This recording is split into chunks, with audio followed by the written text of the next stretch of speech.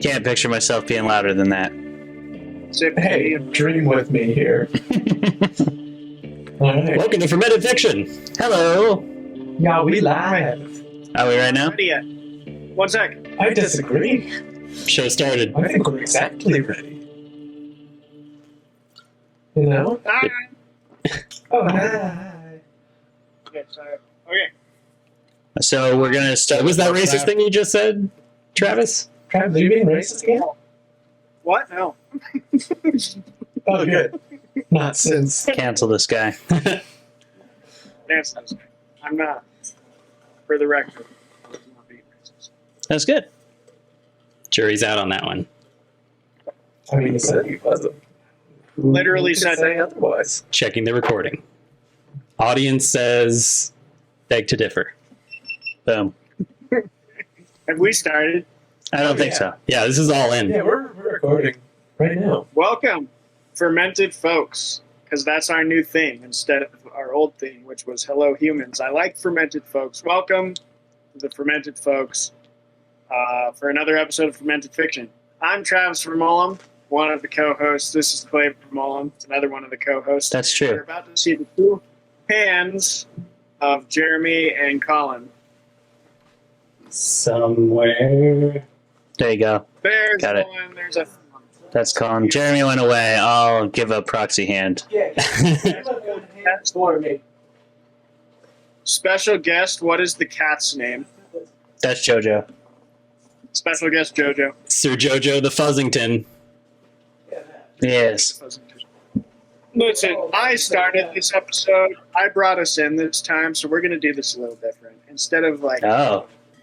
doing the whole do-si-do dance of where we're like, oh, are we doing the check-in? Are we not doing the check-in? We're just going to check in. So, check in. He said something crazy. Like, What's the check-in? This person. I'm waiting for this situation here. no, just let it ride. Hi, JoJo. JoJo's very much in the show now, which is good. Yep. I guess we could stick with the cat theme. Okay. I'm waiting. Okay, I guess we could stick with the cat theme. Now, I went my whole life probably laughing at things like this. Laughing at not those random beeps that are coming in the shot. Yeah, that was me laughing about those. I've been laughing at people who would do things like get a cat therapist. All right? I'm laughing. But here I am. It's something you can laugh at. We have our cat. She's pretty crazy. And been getting us up at like 3 o'clock in the morning, 4 in the morning on a pretty regular basis. So it's kind of like having a baby. So we were finally like, you know what? We can't be doing this. So we went and we found this this business called the Cat's Pajamas, and it costs. In Everett? Let me guess, it's based in Everett. It is not based in Everett, Seattle, I think, but makes My guess even was more gonna be it sense. was based out of somebody's aunt's house. I think she is the aunt. You know, she more like is the aunt. But she's awesome. Okay. She's like a cat trainer, and she actually helped do a lot of small adjustments that have kind of helped us regulate our manic aging cat. But yeah, some pretty interesting ones. Turns out cats will take medicine if you put it on a towel or a paper towel because they like to lick surfaces. So she'll actually do that, but she won't eat it in like her wet food or if we put it in a pill or anything. So we're getting some of that, and then learned cats go blind when they're older, so they freak out. And so now we got night lights everywhere. we got paper towels with like squeeze out cat treats, and we're sleeping till 5:30 in the morning, and it's pretty awesome. That's a lot better than 3. It is. Makes a huge difference. That's like the greatest humble brag of an old person. That we sleep till 5:30. Now I know you're over 30. 5:30. Sleep until 5:30. Dang. Yeah. Large. Weird Luxurious. little things that like animals do, like you know Hobo and Agnes. So I'm Hobo is our dog in Hobo Montana. is the farm dog. Agnes is my girlfriend's corgi puppy that I've been helping her raise. They do the opposite thing with food, like whereas Hobo, if you give him food, he like takes it away from people and is like, I don't want you to see me eat. Yeah. Agnes will like run and get a mouthful of kibble, and then she'll like run to you and like spit the kibble out on the ground and eat it. That's funny. It's just funny stuff. That's funny too. That's the other thing the cat therapist told us is that Ellie is a social eater. So we had to put the food in our bedroom at night, and it helps. Yeah, pretty interesting. Well, hey, it's working. It's working. It's working. So if you got a cat that is giving you trouble, but you wanna help them out, Cat's Pajamas, I would highly recommend them out of Seattle, and she does telehealth and everything, so you can probably get her help from anywhere. Yeah. She also looked up a bunch of vets that can do like a fear-free certification. So I don't really know what that means, but I guess it means, you bring your animal in and it gets treated well and in a fearless, in a way that does not make them scared and uncomfortable. Gotcha. Yeah. Next is the pet chiropractor. Dude, nothing's, yeah.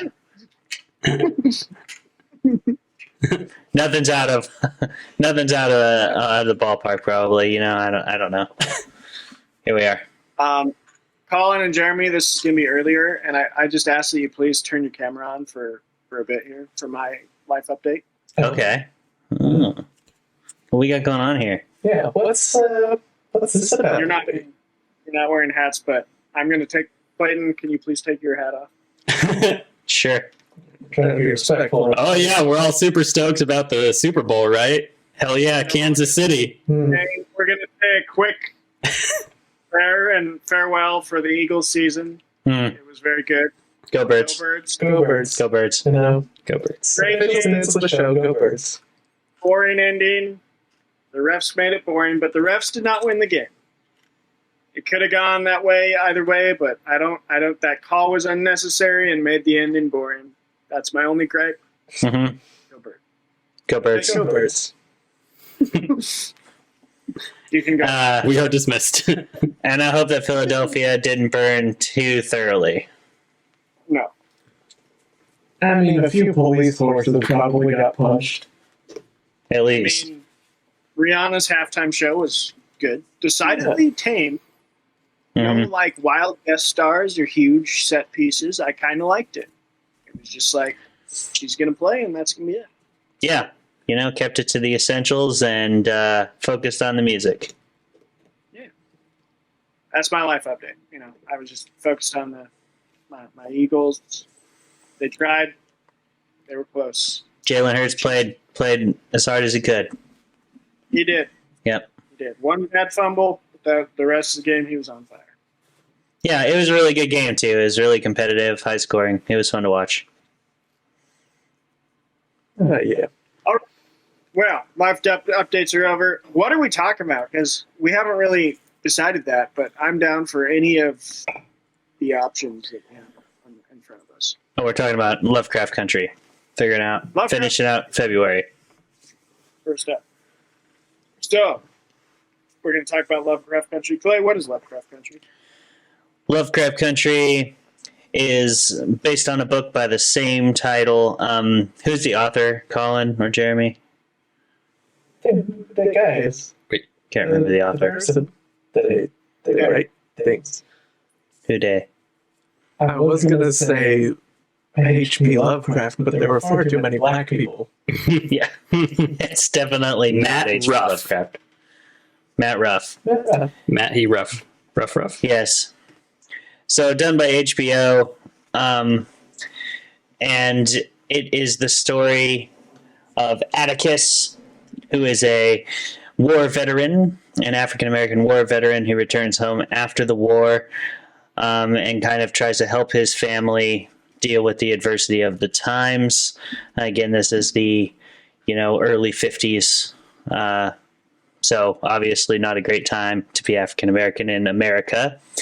And his uncle George is creating a travel guide for people of color to move safely around America by documenting businesses, towns, even roadways and everything, where they are welcome and safe and supported. Because this is still a time that it's crazy to think that this close in our history, it was a time of like sundown counties, but that was a very real thing. And so the horror starts there, and from there it goes a little more into his namesake, Lovecraft Country, with a bunch of crazy cosmic horror. And without getting into too many spoilers, that's basically the show. That's how it starts out. They set out trying to build upon this travel guide for people of color, and they run into some crazy cosmic hijinks and a whole bunch of racism, and from there it goes downhill. A whole bunch of. Cool. Well, we are now going to do the segment that everybody comes for, right? I don't know. I don't know if everybody comes for it. I mean, Pedro comes for it Pedro's here for it for sure. all day. Pedro. Pedro comes for it. Hi, Pedro. But we roll these dice, nice little D20s. Mhm. I have several of them. I'm going to ask Melvin and Jeremy, which one should I use? I'm thinking Use that white one. Oh no, sorry, blue. The white one's cool. Yellow, no? Bluey. I don't know about Bluey, dude. Louis? I don't know about Bluey. Doing Hey, Okay. go Bluey, all right. All right, I'm using this one. Sick. We roll these D20s, and the person who gets the highest number gets to defend defend the thing we're talking about, which is Lovecraft Country. The person who rolls the lower number attacks, no matter what we think. Indeed. Here we go. Ooh. No, those are numbers. You look stoked. You're gonna win. Yeah, because I rolled a 4, so you probably didn't even need that. Nice. Dang. Oh my god, the turntables. Dang. And I did the math after our last recording. Step through. This is your second win of the season. Whoa. Repeat business. Better than the Eagles. It's the same amount of Super Bowls the Chiefs have won. I want an anime graphic where they're like, Yeah. Blow our whole budget on it. Yeah. What's our budget? Like 3 years? Something like that, yeah. We'll cash in the free beers. Yeah, we should be able to do that. Oh, yeah. Okay, let's do this. go Trav. You for the second time this season, winning. I need a timer go ahead, though, because I can't see. Jeremy, All right. timer.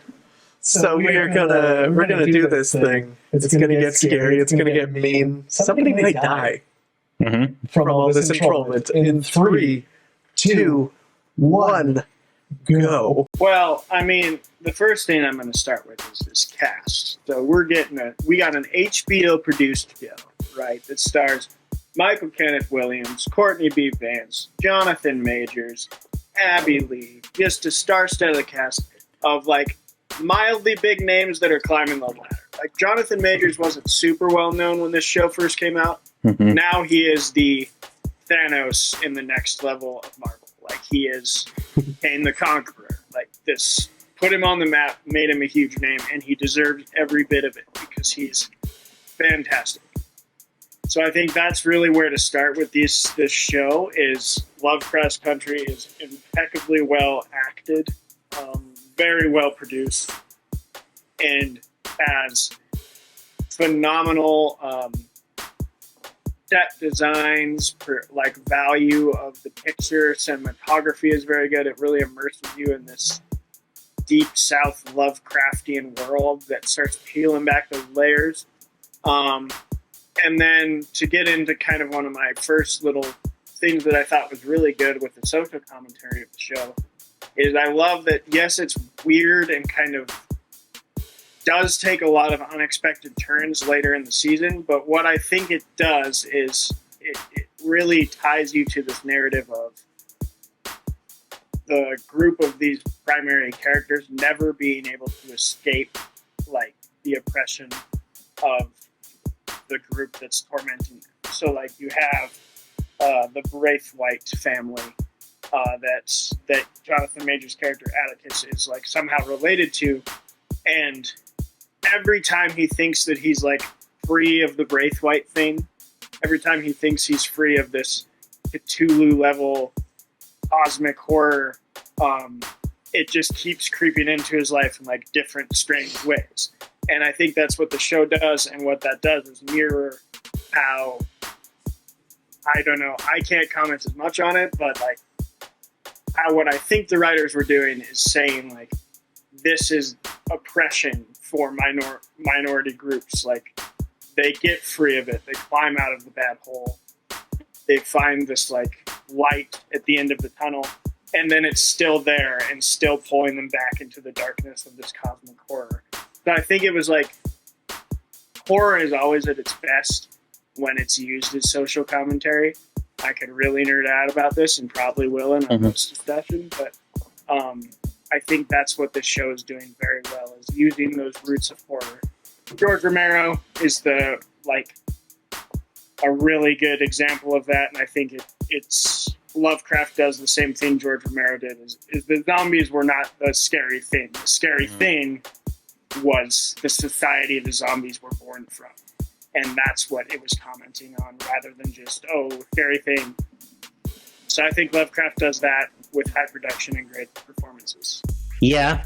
I can't speak a whole lot on how it actually feels to be the victim of systemic racism, obviously.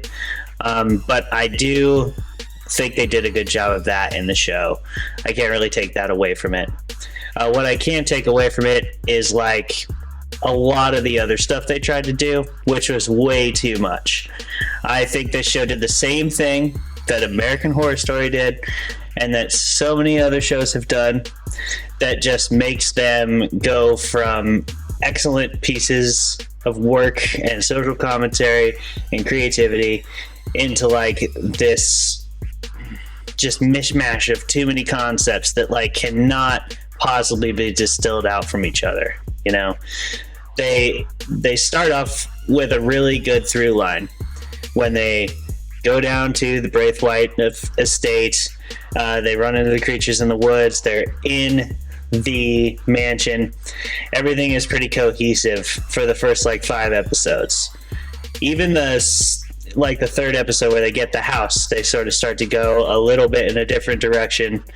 But they're still very much rooted in their overarching narrative of like systemic racism, social oppression, and the fact that people are cut off by these like superficial, invisible barriers that are based solely on biological traits like skin color. But then it starts to get into time travel, and it starts to get into shape-shifting, and it starts to get into all kinds of these crazy, wacky things. And I think they did the same thing, again, as American Horror Story, where they just have so many things to keep track of, so many storylines, too many characters, and it really detracts from the power of the message in the show, I think, and that was my biggest issue with it. Like, for example, the daughter, the youngest girl, I guess she's the cousin of Atticus, I believe. Yeah, because the cousin. She was like barely a character until her episode where she gets, almost killed or whatever. And then she ends up being really important in like the last 3 episodes or whatever. But until then, you like barely knew her as a character. So even though the episode where she was kind of the center of attention was maybe the creepiest in terms of like horror element, the like stakes were not that high for me for her, because I was like, it it wasn't quite fridging because she didn't, spoilers. I don't want to give away spoilers too many, but we always do on this show, I guess. So it's not quite fridging because she doesn't actually die, but I feel like you're just automatically supposed to care that she's gonna die because she's a kid, And to me, that didn't read as like the show, the rest of that show was pretty powerful, well-developed characters. The daughter, I think, kind of slipped through the cracks, but they tried to pretend she didn't, and they did that with several other things as well. But that's my biggest gripe. I think especially with like her character, yeah, maybe you're right, but to me that said like even the people on the fringes of Atticus's family aren't safe, and that's kind of where I was still getting that social commentary of like, oh, you think like Atticus has, I think, from what I got from his character, is this narrowed view of like, if I get out of this, then I'm out, and everybody else around me is out. And the show continually reminds you, like, no, this is going to keep following everybody who's related to you, everybody outside of that, because the family and the curse and the thing that's chasing you and oppressing you and horrifying you is never satisfied with just you. Like, so I thought it was doing that with some of those minor characters that it brought in later, and even some of the more wacky elements, like you're saying. But I also think that's just, it's hard to take any cosmic horror to screen. And I think sometimes that happens where it is a lot, because it is described, like the way cosmic horror is described in writing is near impossible to translate, I think, to screen. And I think this does one of the better jobs of it, because there is so much to it. There's time travel, there's shapeshift, like that's all normal in the cosmic horror realm. That's all normal in the brain of the person this show's named after, Lovecraft, who himself was very racist. But like that's all part of that horror he created. And to translate it to screen gets a little choppy and a little difficult. And I think they played a pretty good balancing act. It just does maybe overload sometimes, but I really think that's the genre itself when it's put to film rather than. Yeah, I don't know. I think he could have done without the entire time travel narrative, personally. I mean, they tied it in at the end, but some of the stuff with like the mom goes to the future and fights the future lady with the blue afro and then becomes the future lady with the blue afro kind of thing. And I don't know, I wasn't the biggest fan of all that. I thought it was a little bit of a sidetrack that more distracted from the relevance of the story than anything. Yeah, it was too much, It was like in American Horror Story Asylum, they had to like add aliens and werewolves. It wasn't enough to just be in an asylum and have demons. That wasn't enough. They had to do time travel too, They already had like these well-established cryptid creatures that, by the way, just disappear from the narrative completely for like 7 episodes until they're relevant again, and then now they're Atticus's pal. They show up to Deus Ex Machina, the cops, and it was just kind of, I felt like later in the show that happened more and more.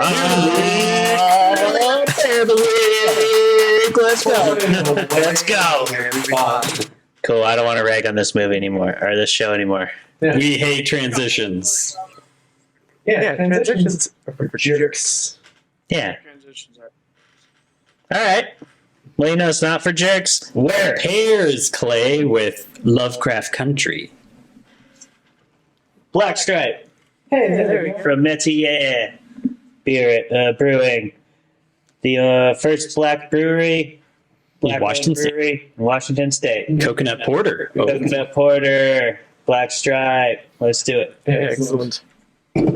Black Stripe. Thank you, Special Brews. Yeah, Burn the thanks, spear. Special Brews Linwood.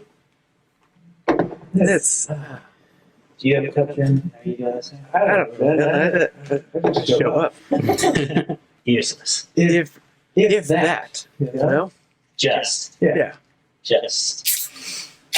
What are you getting after there today, Trav, while we pour this delicious coconut porter? Yeah, what do you have? Something comparable, I assume. You know what I never thought would be a problem? Finding shitty beers. But that, there's not a whole lot of them out there in gas station. In your neighborhood. Yeah. It's the same Pretty 4 good. or 5. I got actually a good beer this time from Bunkhouse Brewery. Oh, There. my. Winter Wit. It's a handwritten tag. Vintervit. That's the Vintervit. Oh, that's his. The growler is not Yeah. a brewery.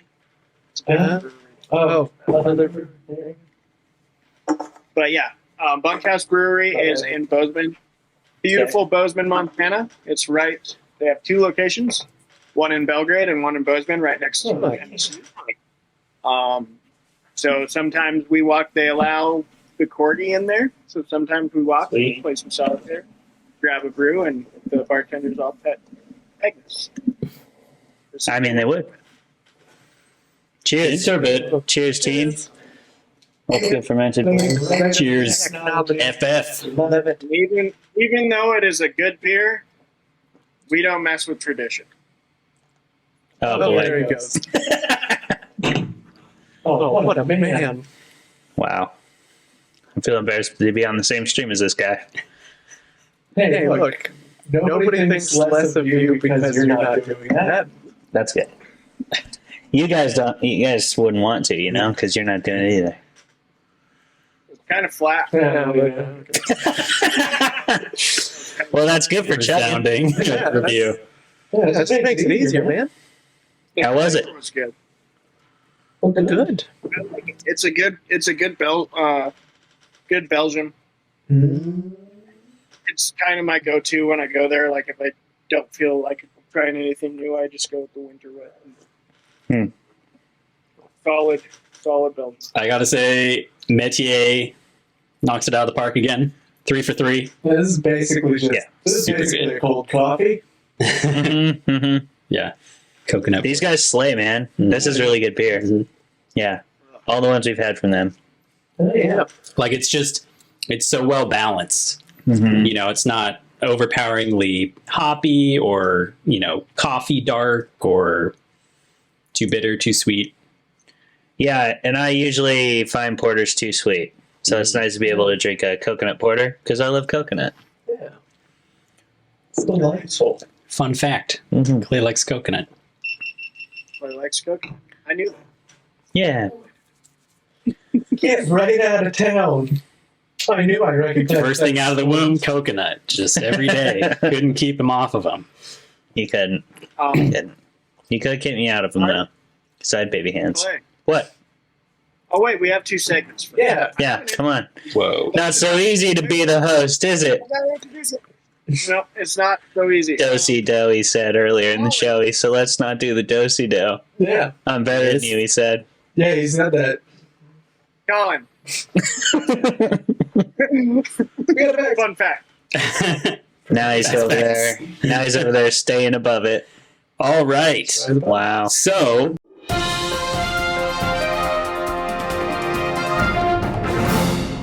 I think you'll derive much more joy out of Lovecraft Country if you know about the fact that it's based on Lovecraft, H.P. Lovecraft, circa 1900. Crazy writer of weird fiction.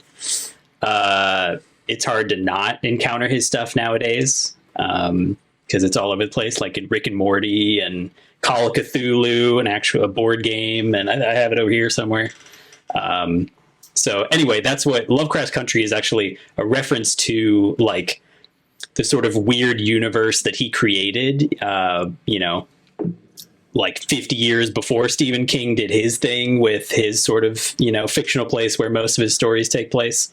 H.P. Lovecraft was doing that too. I've read a bunch of his stuff and I didn't get that sense of like Lovecraft Country, like a place, but certainly it does make sense that like he exaggerates a bunch of stuff about the, about like New England, and that's where his stuff takes place. And there's lots of references to things that are around there that are unique to there.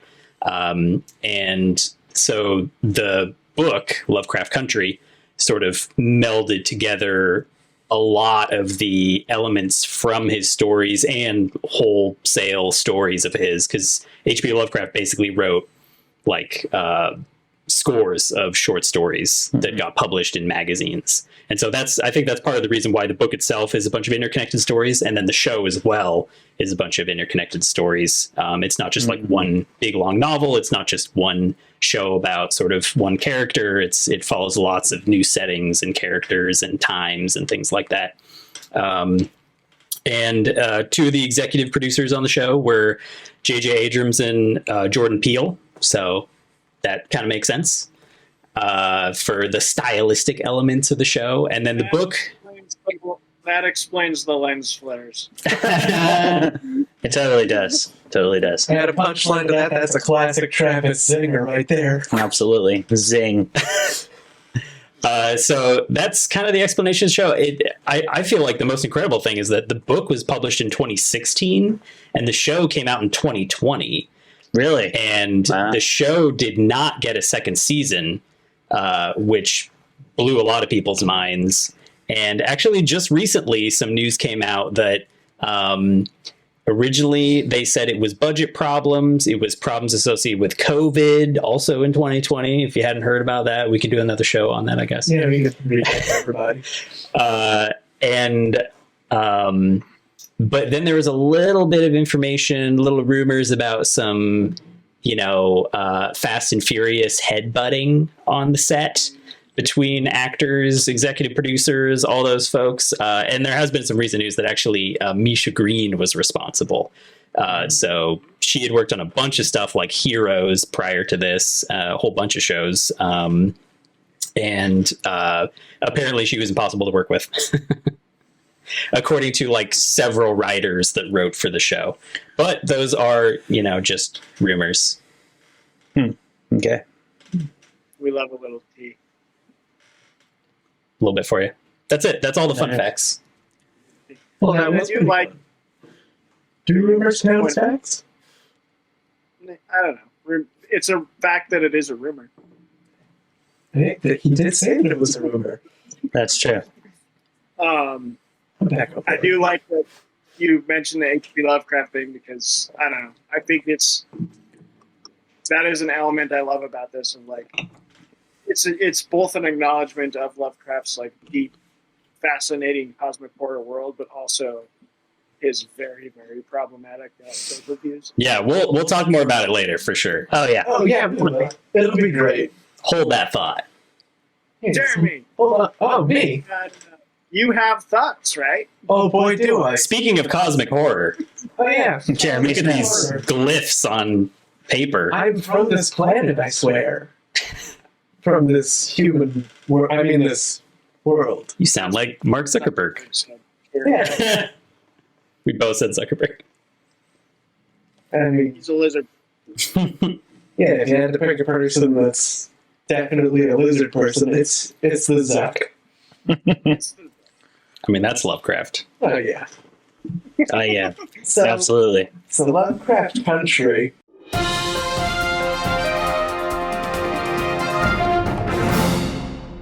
Right. Now, first of all, I think this is the first time I get to explain my 3-episode test on the show, which is great. My patent pending 3-episode test. It's how I judge all television that I watch. If it doesn't hook you by the end of the 3rd episode, don't keep watching. It's not worth it. Because at that point, you get a good sense of what the show's going to be about. I don't know if that necessarily applies here, because the first 2 episodes are very different from the 3rd episode. I mean, you've watched a Marvel I'm on board. movie at that point. I'm on board still. But, So why is it 3 episodes? Is there something you're looking for in episode 1, something you're looking for in episode 2, Well, something you're looking for in episode 3? it's more of something like you kind of need to.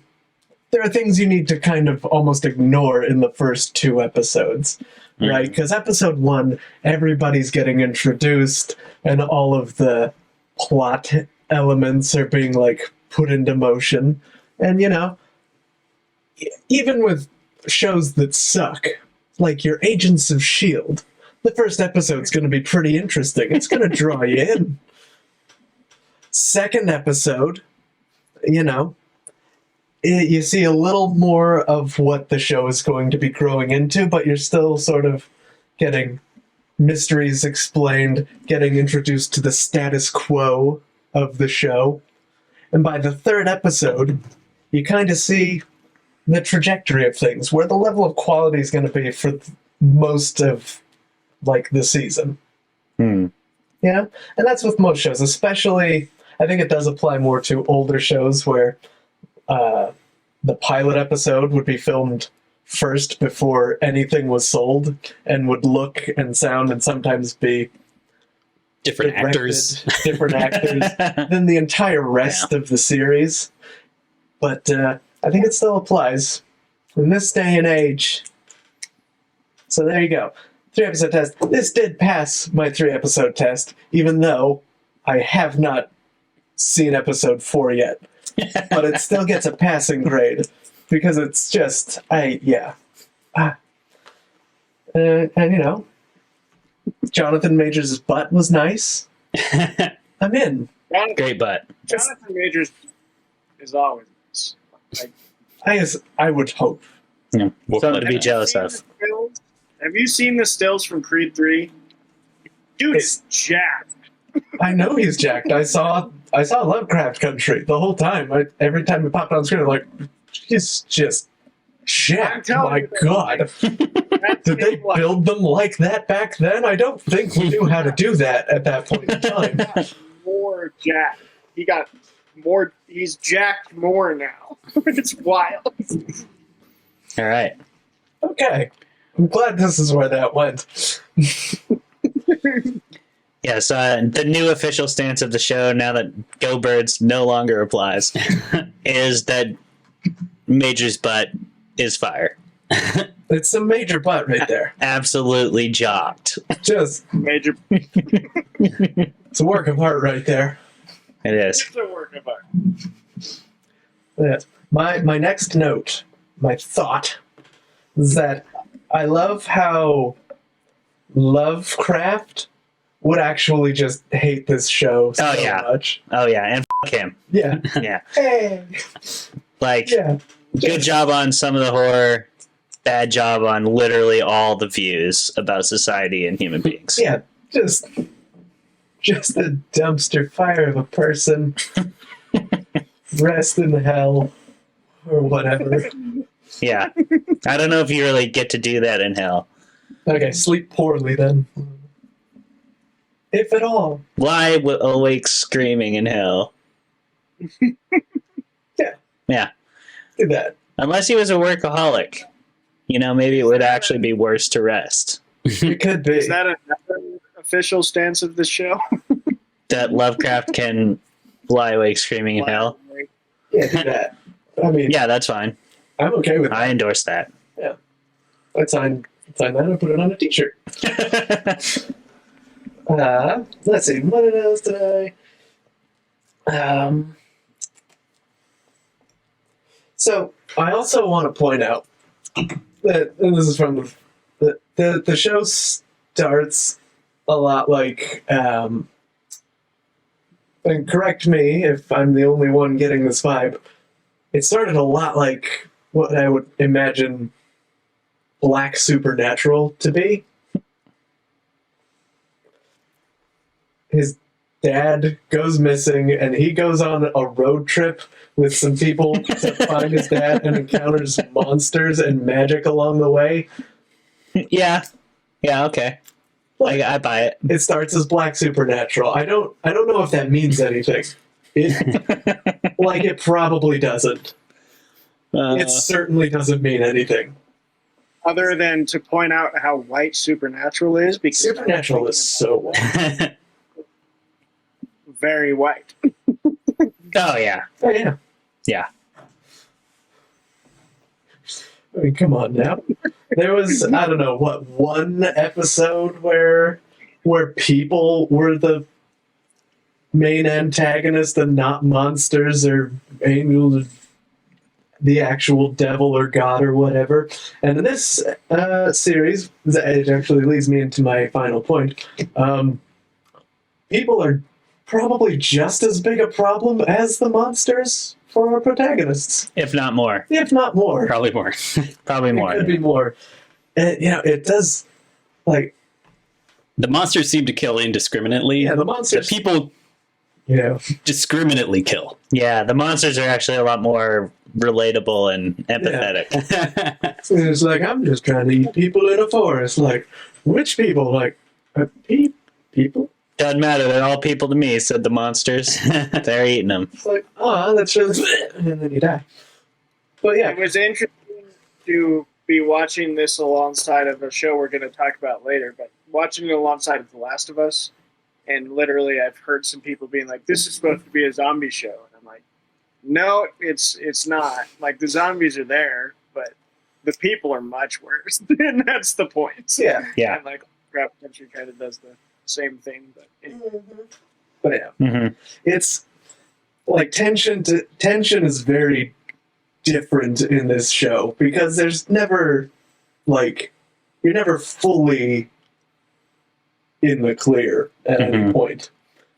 And so yeah, that's all I got. That's my final note. Them's the notes.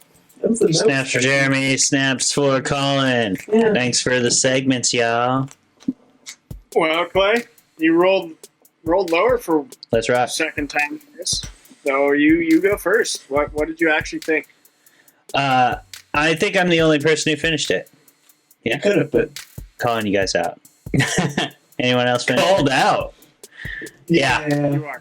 And I finished it because it's fucking awesome. And I was loving every minute of it. I binged like the first 7 the first day I watched it. So Jesus. like 7 hours of. Oh my god. I mean, I'm taking like 3 online classes right now. So I had it on and I was kind of just like, then I would stop and like just watch for a while. And then when it got expedition heavy, maybe I would do a little more, but I ended up kind of going on a tangent, binging the show, but it was, pretty next level. All the acting performances are top notch, like you were talking about. And the thing I love most is, I think that's a great point, Colin, that they did nod to part of what made Lovecraft important to the genre of horror and to the founding of it, because he really is one of the founders of the genre in America. And the short story format, I mean, that was kind of the only way horror was getting told way back then, a lot of the times. Yeah. And this really did feel like a short story collection, but instead of every narrative having different characters, it had an overarching theme, which again is sort of Black Supernatural. I see where you're coming from with that. Season 1 was definitely like that. See, and I didn't compare it to Supernatural as much as I compared it to Penny Dreadful. Yeah, Penny Dreadful's probably just as good of an example, probably a better example, because this is like well written and stuff. Sure. But I do agree partly with what I talked about. I think there is a little too much. I wasn't completely making that up. It was honestly the only thing I sort of didn't like about the show. I did feel like the young girl was a little bit of a sideline character until she wasn't all of a sudden. And then she was sort of like the center of attention for a lot of it.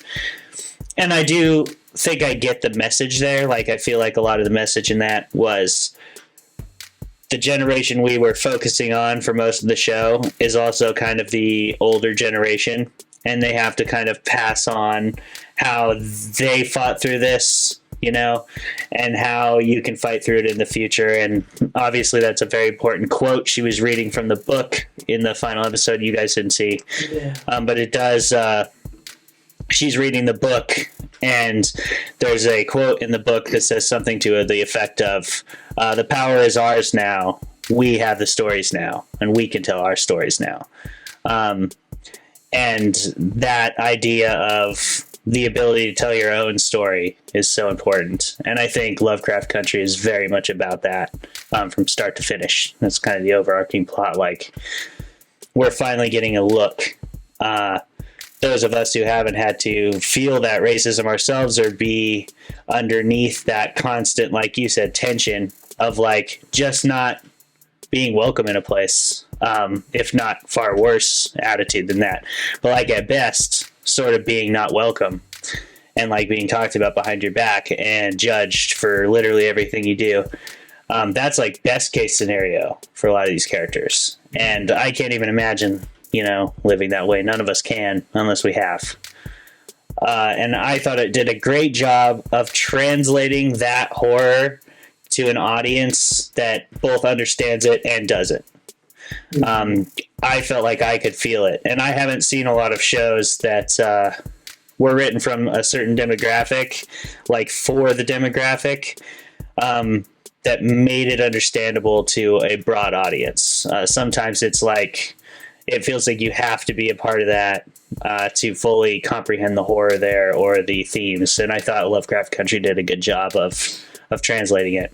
Now that said, I'm sure there's a plenty of things that, again, I don't fully understand, obviously, and fully empathize with. So I don't want to overstep any boundaries or try to act like I understand all this stuff on an intimate level. I do not. But yeah, from what I did understand, like you guys are saying, the monsters honestly are less terrifying than the human beings and the societal elements of the story that were scary. Like, I mean, it starts off pedal to the metal and it really never lets up because it wouldn't, There was never a time where these characters get to be comfortable. They aren't even allowed to live where they live. They aren't even allowed to go in the cafe, ride the bus. So they're comfortable at times, which I feel like that's a problem with some other movies and TV shows and books and stuff where, like they have he comes back from the war and they have their Bourbon Street sort of celebration, and they all have a great time. And I felt like that took a long sort of, section of time of a show to show characters like being themselves and enjoying themselves while still layering in this family drama of she just wants money. That's why she came back. And the same in the next episode too, when they're enjoying some time by themselves. But of course that gets interrupted. That's certainly a good point. All human beings, especially like human beings, we know it's not going to last. It's not going to last for sure. But they definitely have their moments of hope and their moments of they overcome tremendous amounts of adversity, manage to keep their chins up through it, and continue to be a family, support each other, love each other, and fight for what they deserve and what they believe in. And all the characters did that in their own way, even like the father. So I thought it's a really well put together show at the end of the day, and glad I got to watch it. It was awesome. Yeah, I am bummed they didn't get a season 2. That would have been sick. Yeah. Yeah. Well, Jonathan Majors are probably too expensive now anyway. He absolutely is. He's big now. Funny, I flipped. I didn't. But here's the thing. It's gonna fight you, bro. I'm very glad I rolled because all of my criticisms are pretty much personal preference. I am very picky with my horror. Mm-hmm. And the third episode killed it for me. So the kind of like last scene with the ghost face popping up in this big, like bright, flashy kind of exorcism scene. I hate that kind of horror. I do not like it. I'm a slow burn, creepy, like lead me to that thing and build the tension to a fine wire and then barely show me just a little bit to make me like imagine the horror myself. That's my kind of scares. And I don't think Lovecraft Country does that. I think it's because cosmic horror is so hard to pull off. Because it is built on the unknown. It is built on the like the unimaginable behemoth of terrifying things you're not supposed to see, in my opinion. I think that's where the scariness of Lovecraft's world came from. It wasn't from the scene, but from the, like, what is that thing you can't imagine? Like, what is the thing that is lying at rest beneath your feet that you're never going to see, but you know I got a little bit bored by Lovecraft because I read too many of these stories in a row, and they're all like a highly educated white dude learning about something. He's the only scholar who knows all about it, and he like continues to go forward learning about the things that everybody told him not to look into. It's every single story. It's basically every story. So this mad They're good, but it is every story. I think like it's from a personal preference standpoint that I didn't continue watching the show, is just because I thought it was well acted. That was not a lie. I think it is incredible, except for one. I didn't love Letty all the time. I did not think Journey Smollett killed it, and sometimes I thought she overacted. Again, personal criticism. But Jonathan Majors, frickin', there's a reason that dude is getting so many roles, because he knocked it out of the park. And Michael Kenneth Williams is, I mean, from his days of, what was that show? The Wire? The Wire. He's been killing it. Yeah. He showed up and I was like, oh, hell yeah. Oh, hell yeah. The only acting performance I had a few problems with was Smollett. I just thought Letty, and maybe it was just her character that kind of annoyed me sometimes, but I thought it was a bit much of a performance. I think maybe this show suffered from the Game of Thrones problem, which is where you have different writers for every episode and different directors. And so you have 2 episodes, one right after the other, and one is completely different. Like the editing is different, the dialogue is different, the cuts are different, like just a bunch of stuff is completely different. And so like I think the first episode was unbelievably good, like one of the best single episodes of any show ever, because it was like just about to get kind of boring and slow, and then it just just so much crazy action at the end, and it manages to blend that idea of like, here's H.P. Lovecraft, who is like one of the most famous American horror writers ever, and we're going to deal with his horror at the end after we go over a whole bunch of racism in the South, which is like a different new cosmic horror. So it's like Lovecraft redone properly. And then all the supernatural stuff happens at the very end, and I thought it was a great slow burn into that. And then the second episode is like, all right, throw it in reverse, baby. And it was like all action immediately in the first 5 minutes. And I was like, what the hell? What is going on? I liked that, though. I liked the first two, that slow burn to that action, because that, again, that's kind of what I looked for. And then, I don't know, it was the flashiness of the haunted house, and like Clayton pointed out in his criticisms, which he liked the show more, but like they brought in a lot of cosmic horror elements and kind of assaulted the senses with it, and that's just not what I like.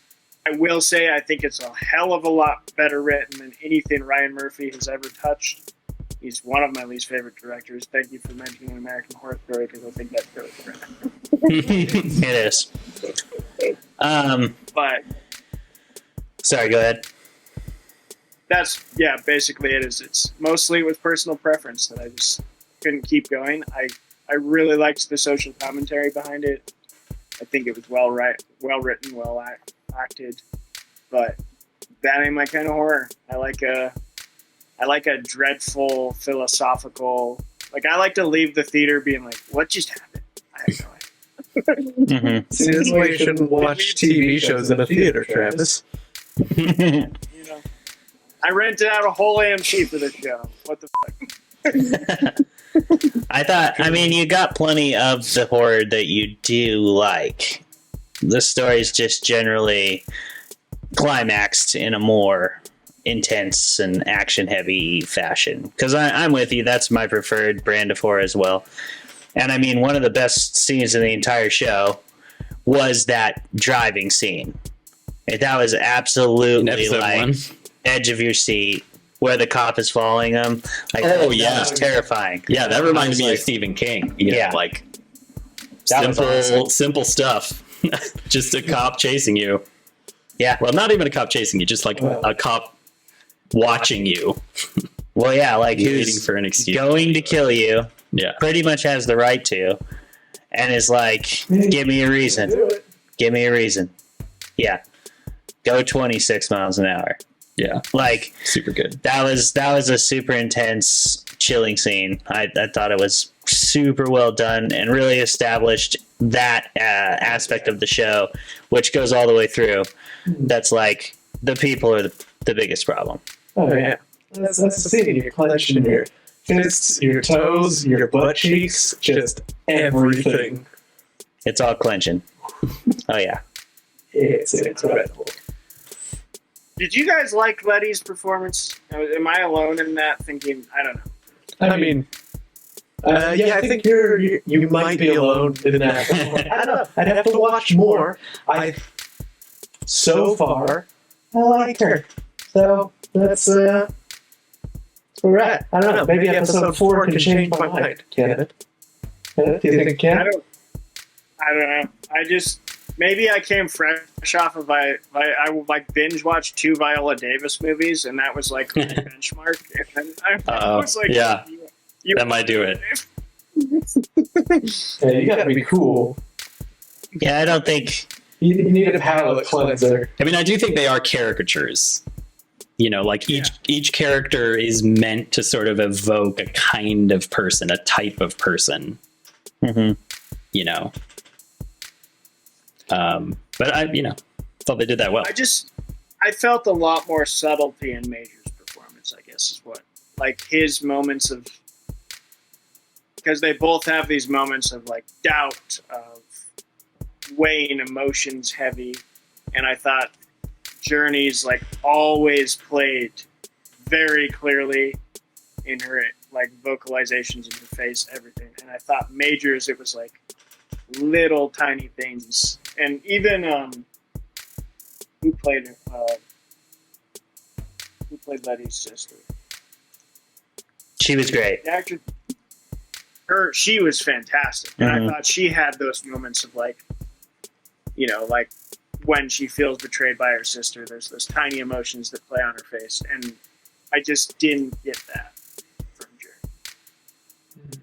Yeah, the sister is definitely the best like actress in the show, in my opinion. She was awesome, and she only gets better. She gets a bigger and bigger role too.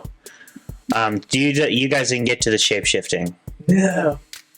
Nobody got to shape shifting. The shape shifting, you You can guys. enjoy that over there by yourself. I know it'd be more fun to enjoy it with everybody. That's where you can really call out the graphic effects of this show. Like they did a great job of combining CGI and practical effects, but that's never more obvious and more present than in the when it starts. They do the shape shifting stuff. You guys, it's so gross. Like full on human molting of like all the skin, and but they did such a good job. Like it really looked. It looked Absolutely. really gnarly. Yeah. It was one of the best like transformation scenes I've ever seen done in terms of like a special effects department. No, it was amazing. Oh man. By the way, lots of shape shifting that you guys didn't. Yeah, there's a lot of shape shifting. There's a lot of shape-shifting. You may think one character is a character. They may not be their character. That's all I gotta say. Classic. It's beautiful. Yeah, I do love a good shapeshifter. Me too. I'm a big fan. Probably my favorite like creature. If I had to pick a type of creature, I've always loved shapeshifter creatures. Yeah. Side note, I was looking up some like Seattle authors the other day, and then it was like, oh, you'll like these authors, and then I was like, okay, what's a free like ebook for something that's related to that? and I was scrolling down through this list, and then I realized that every single one of them was a werewolf novel. like the dude taking off his skin, but he's still ripped, and then the chick who's like being held by another dude, and then like they were all versions of like alpha male, alpha struggle, Absolutely. Yeah. not forgetting alpha before the alpha. Every single one. And I was like, okay, so basically you put alpha in the title and people know it's going to be a werewolf story or shape changer, and more importantly, it will show up in the search results because that's what people just alpha. Yeah, look, And then it just shows up. you can't have your werewolves without your alpha. The whole pack dynamic would be thrown off. Absolutely. They have no leadership, no structure. Alpha female, heroine alpha, I didn't want that. So, I'm not the only alpha. I don't love shapeshifting episodes of television because I get really frustrated and like scream at the TV because they always tell you who the shapeshifter is and then the other characters don't know, and it's like, But you know. it's that guy. Like you're very rarely. bad guy. It's so rare to see anybody in television shows, especially, have any kind of plan to deal with a shapeshifter. Other than, I want wait, you're not them. Doesn't Blade use UV light or something? a shapeshifter I plan. think he just like stabs people. When What would our shapeshifter plan be? Okay. one of those UV flashlights know what it is. in their eye. If one of us is a shapeshifter, how do we identify it? Okay. So, I mean, we can't use this now that it's going to be on the podcast, but okay. We have like. Oh yeah, hold on. Mm, Should we be telling the shapeshifters this? We shouldn't tell. Maybe Jeremy's a shapeshifter. That's what he's trying I to. mean, you don't know that I'm not. Oh, During well, bathroom break, we go over our shapeshifter plan. that's good. Yeah. Just in case. I mean, I don't think Adro's a shapeshifter, but somebody else might be. Jonathan Majors. I knew it. It's the only way to get that jacked. If I could shapeshift, I would look like Jonathan. Yeah, that wouldn't be so bad. Yeah. So when we go to break, we'll develop a shapeshifter plan. Sorry to dash your hopes, shapeshifters, Yeah. but you can't get on this show. Yeah, you're not outsmarting us No. this time. You're not doing it. Unless Nice you try. already have. Yeah, if you already have it, then Unless you're majors, then balls to us. then maybe it's all right. Or Pedro Pascal. Yeah, that's fine. Yeah, that's probably.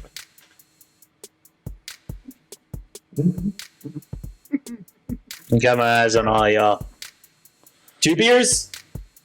2 beer rating? Oh, That's your rating? rating. Oh, yeah. Rating. Rating. Did you want to say anything else, Travis? Yeah. I got my rating ready, I think. Jeremy? Anything else before we rate? No, I don't have anything else. Don't want to give a shapeshifter too much more to work with. Agreed. All right, Colin, 2 beers. Why?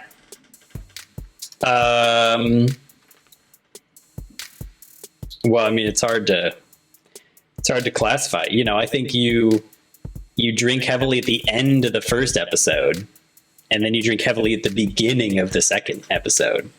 You just line it up with the action scenes. Basically, when you see a Cthulhu monster, that's when you drink. Okay. You know, It's going to be a dry 6-7 episodes. But it's going to be a great finale. You're going to be hammered. It's so much fun. or when she screams, maybe. Maybe that's too much drinking. We could make a drinking game. Okay. That'd be fun for Lovecraft Country. Yeah. We'll figure it out. Okay. More for the break. Jeremy. I'd say do one episode. Just So 10? yes, 10. Watch all of Lovecraft Country. Yeah, watch all. I mean, if you're Clay, you'd be watch 7 episodes and 7 drinks in a sitting. You know, do all 10 for the first episode. You can make it to episode 10 or minute 10. I don't know. At that point, I mean, I know they drink wine. I'm trying to think how many different drinks they drink. Mm. I'm gonna say I don't drink at all until episode 3, and then as soon as I see the giant man with the baby head, Yeah, you don't want to drink that. full sixers going down with giant man with the baby head, and then I'm just drunkenly finishing it. That was too much for you. Yeah, maybe the drinking game is just take a shot whenever you're like, nope. I don't know about that. I'm not gonna lie. When I saw giant man with the baby head, I was like, I don't think this is my kind of show. All right. Fair enough. I would say, I like Jeremy's. Yeah, beer and episode. I'd have been sitting pretty by episode 7 and been having a great time. I think that's a good way to do it. Crack the code. On to the next one. All right. Thank you to Special Brews. Thank you to Cascade Writers for making us a podcast. Special. Isn't that special? Oh, you have a special hat. Thank you, Jeremy and Colin, for setting up the show. Thank you, Travis, for tuning in and bringing this in. Thank you for everybody who listens, because without you, we'd just be talking to these microphones. Yes, thank you, Pedro Pascal. If you have your Cheers. own shape changer plan, let us know in the comments below. Yeah. Leave your decoy plan in the comments so that the shapeshifters think they know it's Oh, can't let them actually know. Decoy plans welcome. Call us with the real plan and say the passcode, which will be shared via a website link in the comments. Boom. I mean, we're not going to say which one it is, but real fans of the show, they'll know which They'll know. the link is. Yeah. If you don't know, ask Pedro. Yeah. And if Pedro says you're cool, then we will believe that you're not a shapeshifter. That's true. That's how we know. That's kind of like the first line of defense or the last line of defense of any shapeshifter plan, really. Yeah. Yeah. Backup is Jonathan Majors. I don't know if he watches the show, and you don't even like his Yeah. show, so I hope he's. I mean, I hope he starts watching after this one where you just keep talking smack about a show. Well, we also talk about smack that ass. We do. Very smackable. So yeah, we should either way. He should start after this one. If he doesn't, I'll be shocked. Pedro, you gotta tell him. Pedro To knows. just Yeah. skip to episode 13. I know we're live, Something like that. but I really need a break. All right. All right.